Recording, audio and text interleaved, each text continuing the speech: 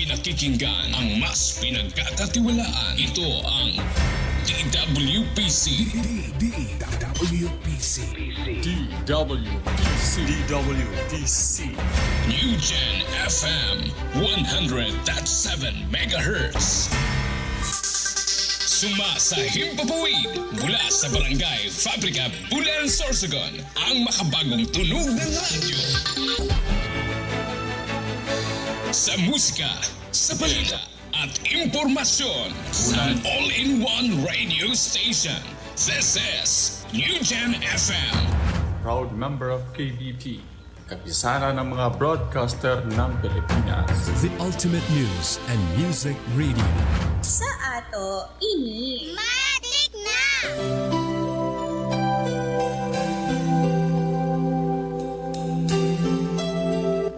Inihahandog ng United Pentecostal Church Bulan ang programang Si Jesus ang Buhay na Pag-asa.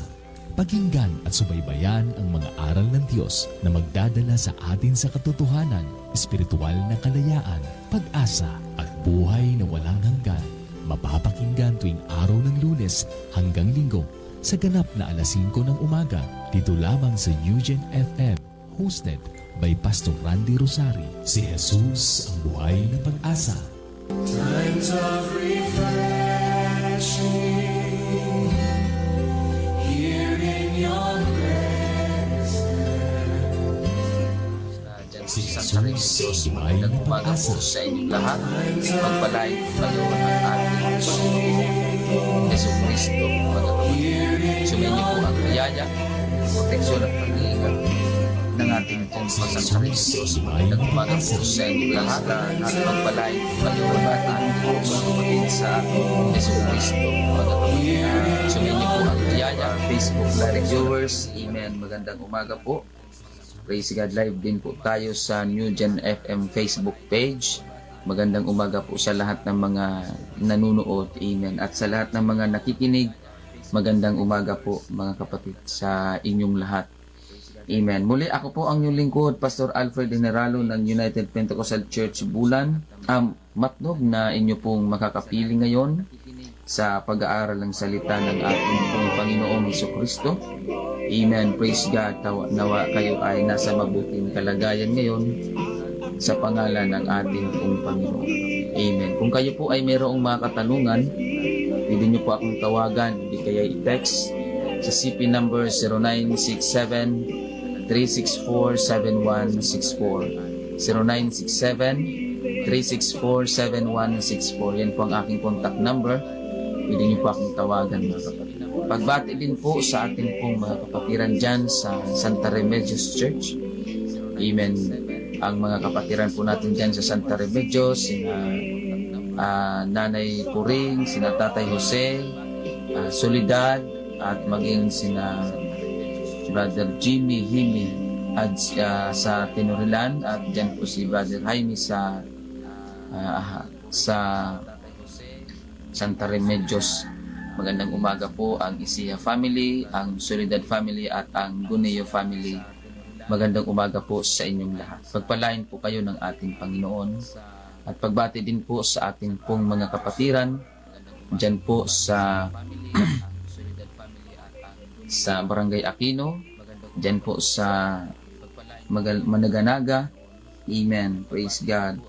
Ang mga kapatiran po natin dyan sa Barangay Lahong, yan sina Brother Edmond, sina Sister Laura Gumban, at ang buong family. Magandang umaga po sa inyong lahat. Pagpalain po kayo ng ating pong Panginoong Jesucristo. At ang mga kapatiran din po natin, amen, dito po sa Matnog, amen. Magandang umaga po ang mga kapatiran natin dyan sa Manurabi, dyan po sa Hinablan Oriental. Pagpalain po kayo ng ating pong Panginoon. At maging ang mga kapatiran din po natin, praise God, dyan po sa dito sa sentro ng Matnog. Magandang umaga sa bawat isa sa atin sa pangalan ng ating pong Panginoon. Pagbati din po sa ating pong mga giliw na taga-subaybay sa lahat ng mga nakikinig. Amen. Sa himpilan ng New Gen FM 100.7. Magandang umaga po sa inyong lahat. Pagpalain po kayo ng ating Panginoong Jesucristo. Amen. Praise God. Saan man po kayo dakop na lugar naroon. Amen. Magandang umaga po sa inyong lahat. Maging kay DJ Box. Amen. Magandang umaga po, DJ Box. Salamat po sa pag-assist sa ating pong technical side. Magandang umaga. Pagpalain po kayo ng Panginoon. At maging ang mga tagapakinig natin at tagapanood, Brother Andy Orozco. Magandang umaga po. Pagpalain po kayo ng ating Panginoong Jesucristo at maging sa lahat ng mga sumusubaybay ngayon. Amen. Magandang umaga po sa inyong lahat sa pangalan ng ating Panginoong Jesucristo. Pagbati din po sa pangalan ng Panginoon ang ating pong mga kapatiran. Amen. Diyan po sa Barangay Biton, Magallanes. Diyan po sa Barangay Aguinaldo, Bulan. Magandang umaga po sa inyo. Pagpalain kayo ng Panginoon. Amen. At ang mga kapatiran po natin, praise God, na dyan po sa San Vicente, praise God. Amen. At ang mga kapatiran natin dyan sa Barangay Zone 2, ang Baguio family, magandang umaga. At ang mga kapatiran natin dyan sa Zone 7, ang Buliano family, magandang umaga po. Praise God. At dyan po sa JP Laurel, amen. Dyan po sa Inararan, magandang umaga. Mga kapatiran din natin dyan sa Barangay Hamur-Awon, dyan po sa San Juan Daan, magandang umaga po sa inyong lahat. At binabati din po natin ang ating pong mga kapatid sa pananampalataya, bagong kapatid sa pananampalataya, na kahapon po ang ating pong pastor ay meron pong nabautismuhan sa pangalan ng ating Panginoong Jesucristo. Sa lahat po ng mga newly baptized, welcome po kayo sa gawain sa kaharian ng ating pong Panginoon. Magpatuloy lamang po tayo sa paglilingkod, sa pagpapalago, sa kaalaman sa salita ng Panginoon, sa paglago espiritual at patuloy nating i-enjoy ang paglilingkod. Patuloy nating samantalahin sapagkat ang paglilingkod sa Diyos, ito ay isang oportunidad, pribilehiyo na habang tayo ay naghihintay sa muling pagbabalik ng Panginoon, tayo ay naglilingkod sa Diyos. Ano man ang mangyari, maglingkod tayo sa ating pong Panginoon. Congratulations, God bless everyone. Amen. Sa pagkakataong ito mga kapatid, amen, tayo po ay dadako sa pag-aaral ng salita ng Diyos na kung saan ito ay sentro ng ating pong ng ating pong programa, ang pag-aaral ng salita ng ating Panginoon. Amen. Sabayan niyo po ako mga kapatid sa ating pong pananalangin. Hilingin po natin sa Diyos ang kanyang gabay at patnubay sa ating pagtatalakay. Dakilang Diyos, aming Panginoong Jesucristo. Maraming salamat po sa magandang umaga na pinagkaloob mo sa amin. Salamat po Panginoon sa proteksyon at pag-iingat, sa provisyon, sa iyong mga biyaya at pagpapala. Salamat Panginoon sa pagkakataon na minsan pa sa amin pong pag-aaral ng iyong banal na salita. Samahan mo po kami, pangusap ka po sa puso at isipan ng lahat ng amin pong mga kababayan na nakikinig ngayon. Dalangin ko po o Diyos na iyo pong tugunin ang kanilang mga pangangailangan. Magbigay ka po ng kagalingan sa may mga karamdaman. Magbigay ka po ng pag-asa sa mga nawawala ng pag-asa. Pagkaalo mo po o Diyos ang proteksyon sa bawat isa at ang pagpapala, Panginoon, espiritual. Tulungan mo sila, Panginoon, na maunawaan at maintindihan ang mga salita mo o Diyos, ang iyong banal na kalooban, upang ikaw ay aming mapaglingkuran. Tulungan mo kami na sumunod sa bawat salita mong aming nauunawaan sa aming pakikinig. Salamat po, Panginoon.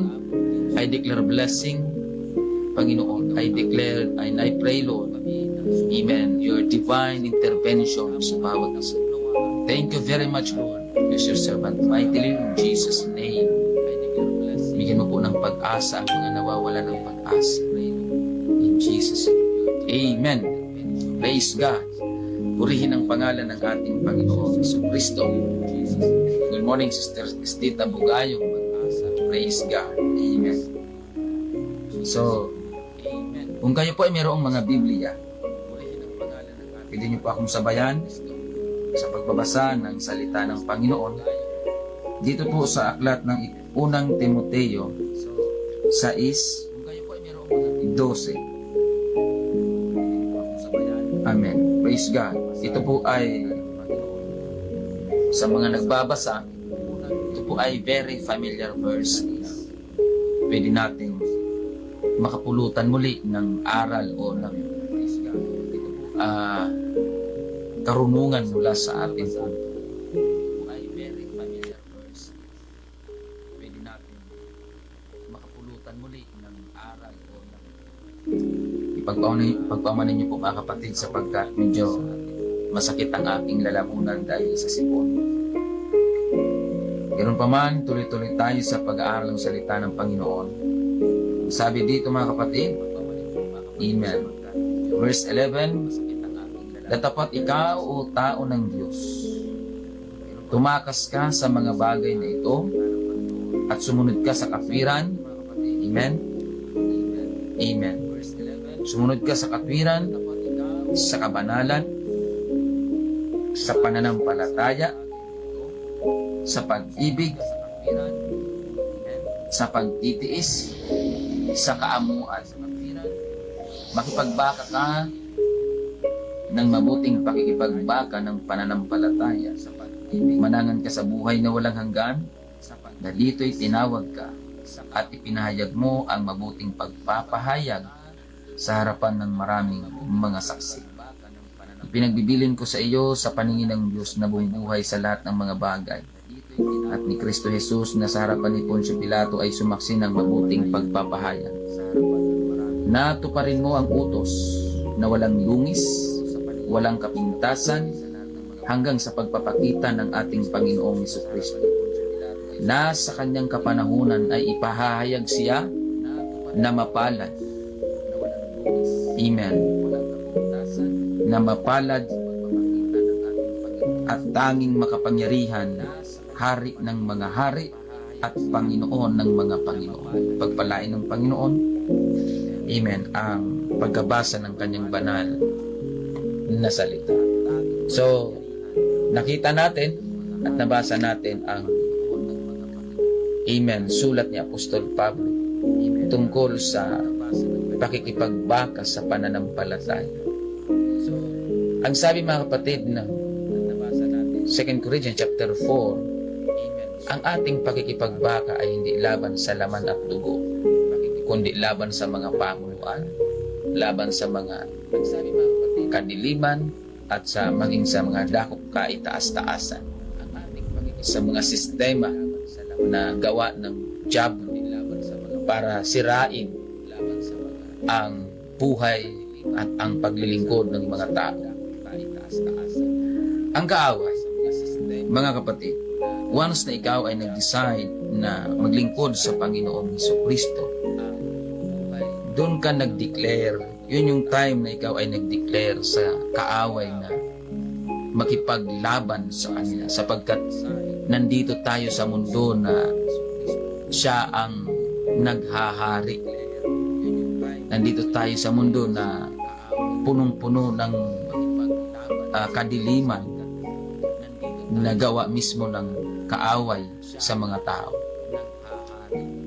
Ang pagiging Kristiyano, ito po ay labanan na kailangan nating maunawaan at maintindihan. Meron tayong labanan. Sa bawat labanan, may natatalo at mayroong nananalo. Sa bawat labanan, bago ang laban, may preparasyon. Kagaya ng mga atleta, mga boksingero, mga kapatid.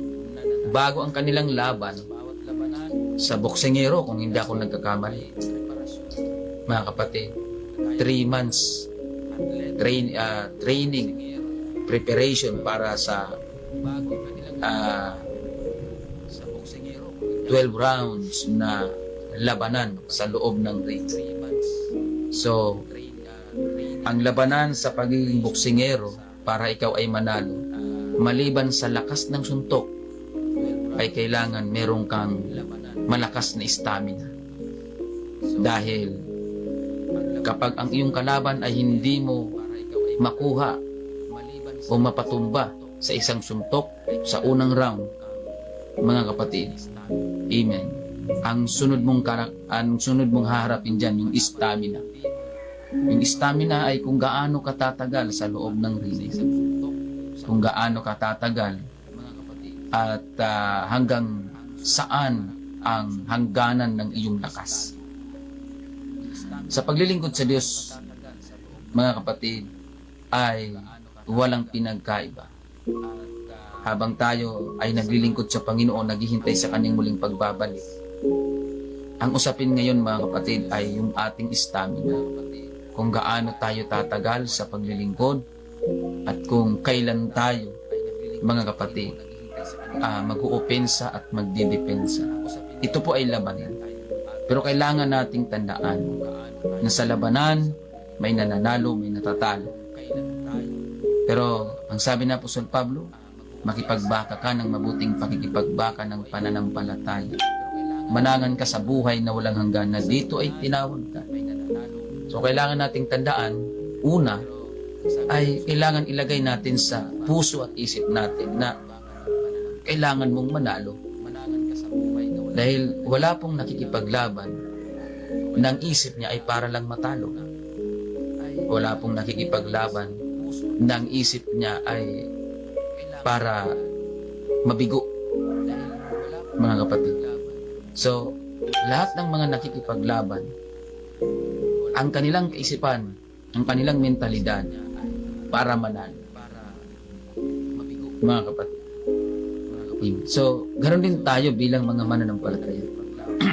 Sa bawat labanan na ating kinakaharap sa ating paglilingkod, kailangan ang ilagay natin sa isip natin ay manalo tayo.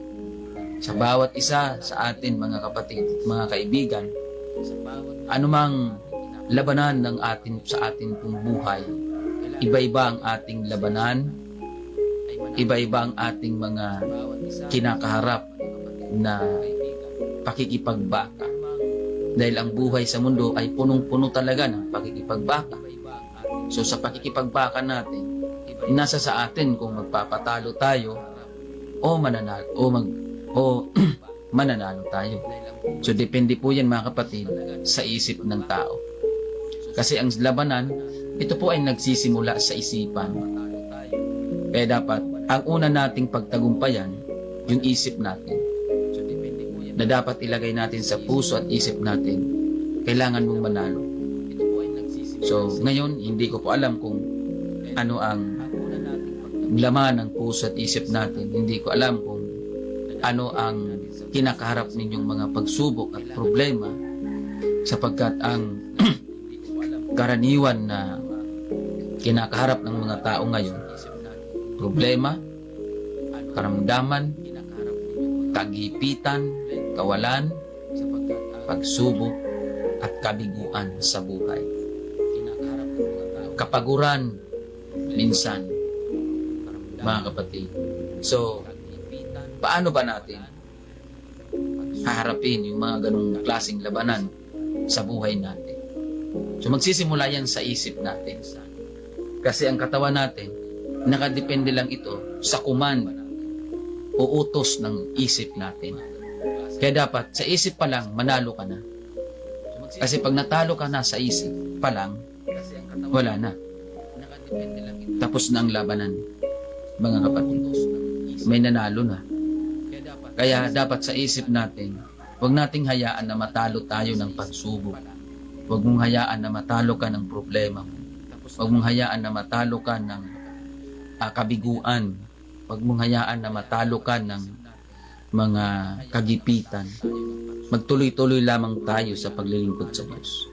Kaya nga sabi doon sa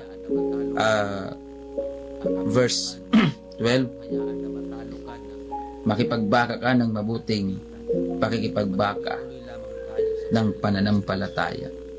So, ano ang kailangan natin ilagay sa puso at isip natin? Kailangan, ang sabi ng verse 11, ikaw o tao ng Diyos, tumakas ka sa mga bagay na ito. Sumunod ka sa katwiran, sa kabanalan, sa pananampalataya, sa pag-ibig, sa pagtitiis, at sa kaamuan. Yun ang kailangan ilagay natin sa isip natin. Na kailangan nating sundin, mga kapatid. Kasi ito yung magbibigay sa atin ng tagumpay. Amen. Hindi tayo magkakaroon ng pagtatagumpay kung wala tayong susundan. Gaya ng mga atleta, mayroon silang coach, mga kapatid, na sinusundan, na instruction.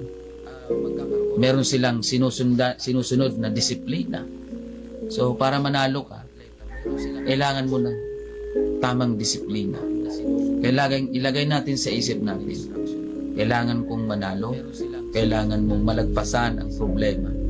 Huwag mong ang problema, ang kagipitan, ang kahirapan, mga kapatid, ang kabiguan, ang kapaguran, ang kahinaan. Hindi dapat yan tinatakasan kapag dumating yan sa buhay. Kasi labanan yan. Kapag tinakasan mo yan, wala pang nanalo doon.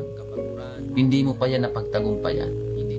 Ang problema kasi sa mga tao, pag nahirapan, tumatakas. Pag nahirapan maglingkod, umaayaw. Bakit? Kasi pag umayaw ka, talo ka na.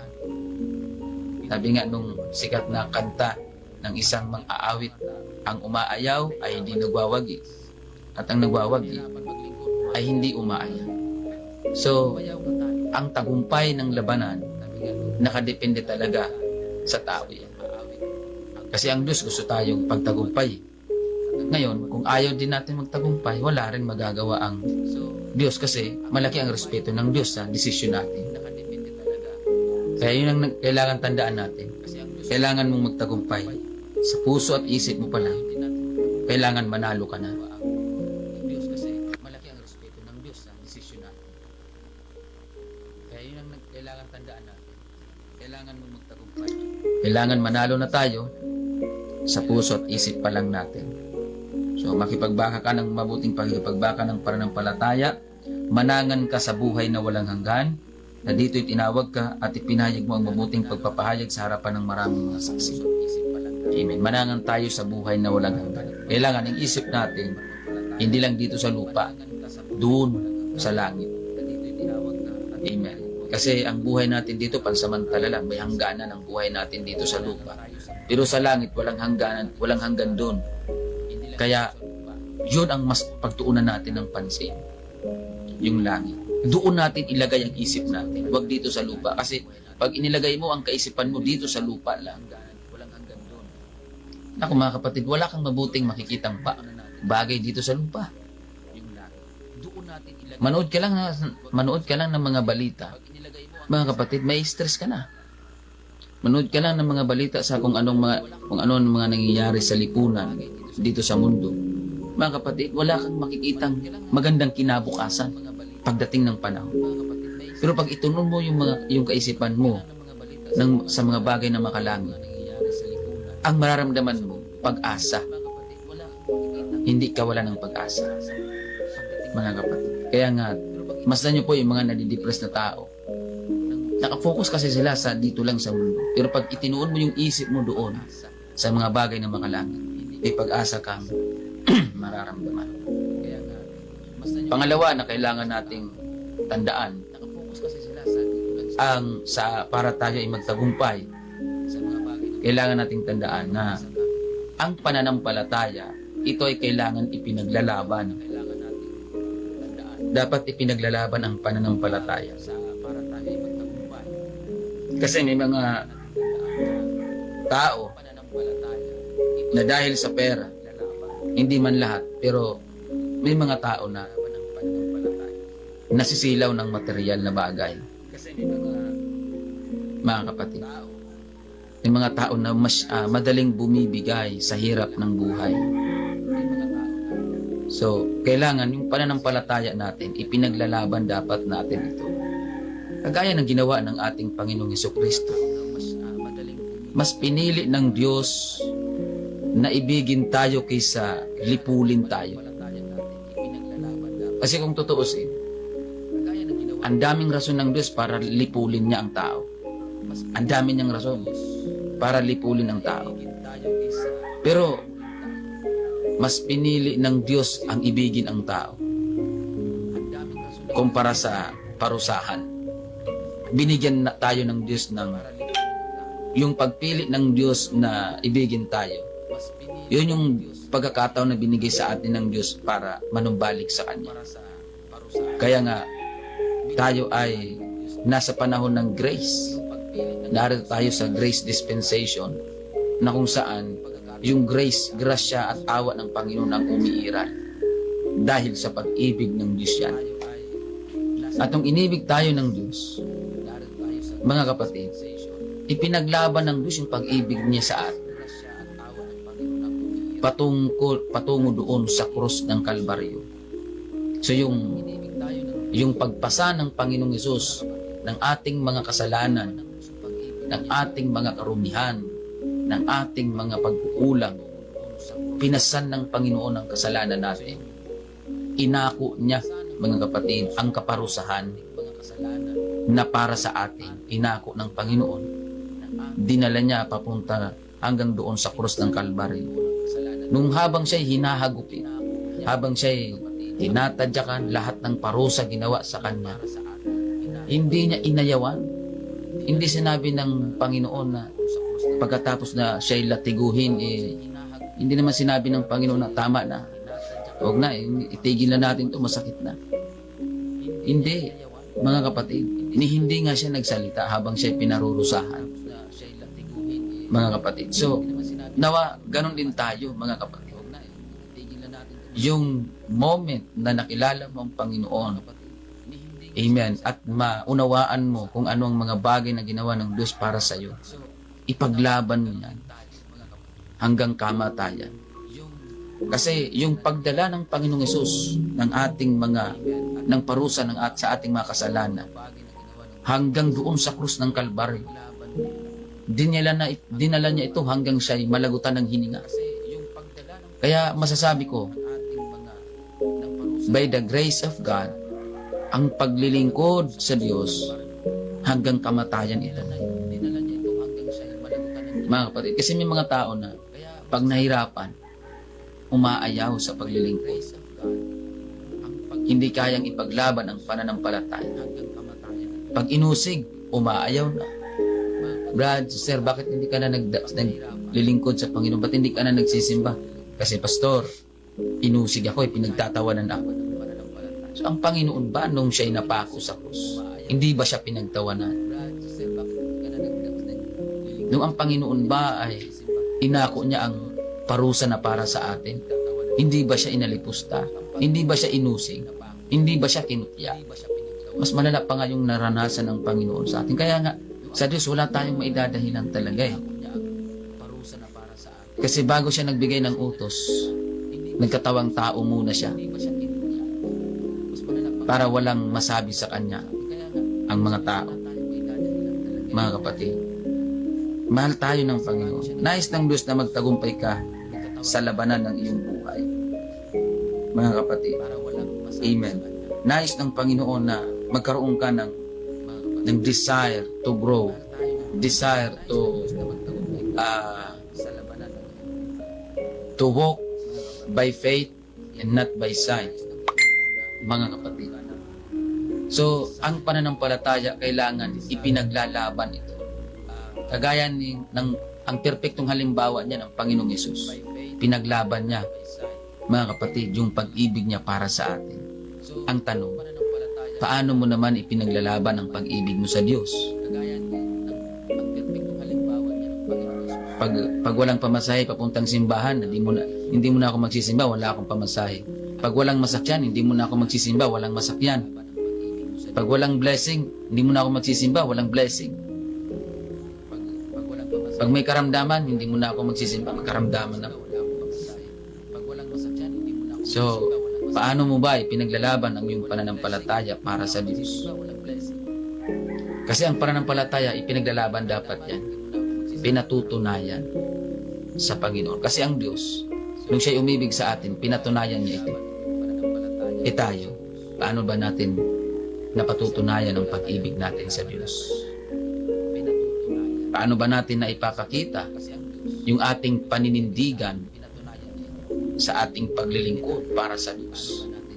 Paano natin na ipapahayag sa Panginoon yung ating paninindigan na kahit ano man ang mangyari, may pagsubok man o wala, may kagipitan man o wala, may problema man o wala, may karamdaman man o wala, may kagipitan man o wala, magpapatuloy ka pa rin. Yan po yung paninindigan. Kahit ano man ang mangyari, maglilingkod ka sa Panginoon. Mga kapatid, may pag-uusig man o wala, magpapatuloy ka. Determination at dedikasyon ang kailangan natin para maipakita natin ang ating paninindigan sa ating Panginoong Jesucristo. Kaya, isa pa, sina Shadrach, Meshach, and Abednego, pamilyar sa atin yung kanilang istorya na kung saan gusto silang paluhurin ni Nebukadnezar sa ribulto na pinagawa ni Nebukadnezar. Gusto ni Haring Nabucodonosor na lumhod lahat ng mga tao doon sa ribulto na pinagawa niya.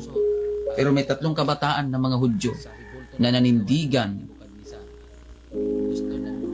na hindi lumuhod doon sa larawan na yun. Anong sabi ng 3? Mahal na hari, hindi kami luluhod sa larawang inanyuan mo. Sabi ng mahal na hari, painitin ang horno kasi ang bawat tao na hindi luluhod doon sa ribulto na pinagawa ni Nebukadnezar, itatapon doon sa horno. Lumalagablab. Ang sabi ng 3, hindi kami luluhod dyan. Sabi ni Nabucodonosor, painitin ng 7 beses. Kung hindi ako nagkamali, painitin ng 7 beses ang apoy doon sa horno. Alam niyo ba yung 7 times na init? Ayon sa pag-aaral, yung impyerno, 7 times po ang init niyan kumpara dito sa init na apoy na meron tayo dito. 7 times po ang init doon sa impyerno. So, mga kapatid, nagkataon lang ba yan? Hindi po. Hindi po yung nagkataon lang. Lahat planado yan ng Panginoon para maipaunawa sa mga tao. So, anong sabi ng 3 kabataan? Hindi pa rin kami luluhod dyan, mahal na hari.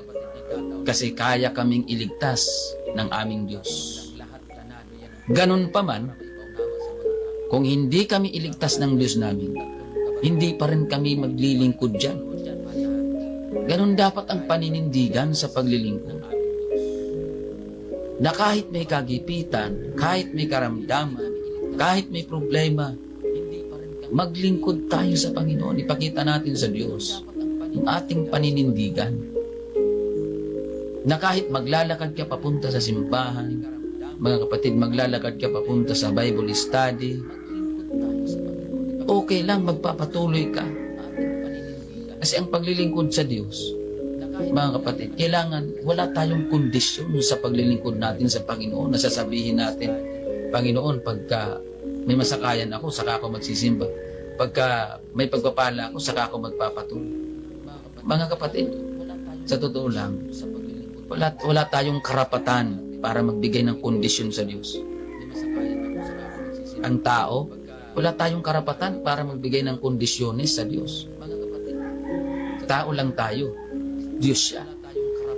Ang may karapatang magbigay ng kondisyon ay ang Diyos. Dahil sa Kanya nagmumula ang lahat. Tayo, wala man tayong kayang ibigay sa Diyos na magdadagdag sa Kanya. Wala. Ang tanging may bibigay lamang natin sa Diyos ay ang ating katapatan at ang ating paninindigan at ang ating pagsunod. Yun ang tanging maibibigay natin sa Panginoon. Material things, lahat ng meron tayo galing sa Diyos yan. Buhay, lahat galing sa Diyos yan. Mga kapatid, amen? Yung kung ibibigay man natin ang buhay, ibabalik lang natin ito sa Diyos. Mga kapatid, lakas, galing sa Diyos yan. Mga kapatid, we cannot give something we don't have. kung ang bagay na ibibigay mo ay hindi galing sa iyo, walang ano yan. Walang halaga yan masyado. We cannot give something we don't have. Pero, yung kalayaan mo na piliin na maglingkod sa Diyos, yun ang meron ka. Yung katapatan mo, yun ang meron ka. Yung dedikasyon mo, yung paninindigan mo, yun lang ang meron ka. Kaya yun ang pwede nating maibigay na talagang mai-impress ang Diyos sa atin. Kaya ang pananampalataya dapat ipinaglalaban. Ngayon, paano naman yan, Pastor? Ipaglalaban. Ang sabi dito mga kapatid ng unang Timoteo 6:14, natuparin mo ang utos na walang dungis, walang kapintasan, hanggang sa pagpapakita ng ating Panginoong Hesukristo. So, ito yon mga kapatid. Para tayo ay lubusang magtagumpay, ang kailangan natin ay ang ating pagsunod. Sabi ni Apostol Pablo, tuparin mo ang utos na walang dungis, walang kapintasan, hanggang sa pagpapakita ng ating Panginoong Hesukristo. Walang dungis, walang kapintasan. Hanggang kailan ako, Pastor, susunod sa Diyos? Ang sabi ni Apostol Pablo, hanggang sa pagpapakita ng ating Panginoong Hesukristo. Pastor, kailan magpapakita ang Panginoon? Yun ang hindi ko alam. Kasi walang nakakaalam niya. Pero,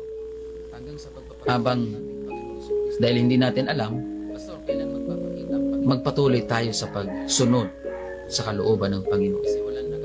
Yung utos ang tutuparin natin. Dahil ang pagsunod sa utos ng ating Panginoong Hesukristo, yun po ang magdadala sa atin sa totoong tagumpay ng ating buhay. Ang pagsunod, yan ang magdadala sa iyo patungo sa buhay na walang hanggan. Dahil ang sabi ng Matthew chapter 7 verse 21, hindi ang bawat nagsasabi sa akin, Panginoon, Panginoon, ay papasok sa kaharian ng langit, kundi yaon lamang na gumagawa ng kalooban ng Diyos. Mga kapatid. Amen. So, para tayo ay ang magdadala sa atin patungo doon sa tagumpay, mga kapatid, at sa buhay na walang hanggan, walang iba kundi yung ating pagsunod sa utos ng Diyos na walang kapintasan at walang dungis. Kaya mga kapatid, amen. Praise God. Hangarin natin na sumunod lalo sa kalooban ng Panginoon. Ano man ang mangyari, ang paglilingkod sa Diyos, wala dapat kondisyon. Ang labanan natin ay pananampalataya. Kaya nga sabi ni Apostol Pablo, ang pananampalataya muna nasa iyo ay ingatan. Ingatan natin yung pananampalataya na meron tayo. Paano natin yan may ingatan? Ipinaglalaban dapat yan. Mga kapatid. Amen. Purihin ang pangalan ng ating Panginoong Hesukristo, mga kapatid. So, hanggang dyan lamang po mga kapatid ang atin pong pagtatalakay sa umagang ito. Dahil ang oras natin ay limitado. Tayo po ay manalangin sa Panginoon. Dakila at makapangyarihang Diyos, aming Panginoong Hesukristo. Maraming salamat po sa napakagandang pagtatalakay na ito na kung saan ang paalalang ito ay nagpapatuloy, Panginoon, upang ang bawat isa, o Diyos, ay magkaroon ng awareness sa kanila pong mga paglilingkod, sa kanila pong Panginoong Hesus, tulungan mo ang bawat isa, tulungan mo kaming lahat na magtagumpay sa bawat hamon ng aming buhay sa pamamagitan ng pakikipagbaka ng pananampalataya, Panginoon. Dagdagan mo ang aming pananampalataya at pagtitiwala sa iyo. Pagpalain mo lahat ng mga nakikinig in Jesus' name. Anuman po ang kanilang mga sitwasyon, anuman po ang kanilang mga kalagayan, pagtagumpayin mo po sila, Panginoon, sa lahat ng laban na meron sila. Tulungan mo sila, Panginoon, na mas piliin ang magsunod sa iyong banal na kalooban. To God be the glory. In Jesus' name, hallelujah. Amen. Maraming salamat po mga kapatid sa inyong pagsubaybay. Sister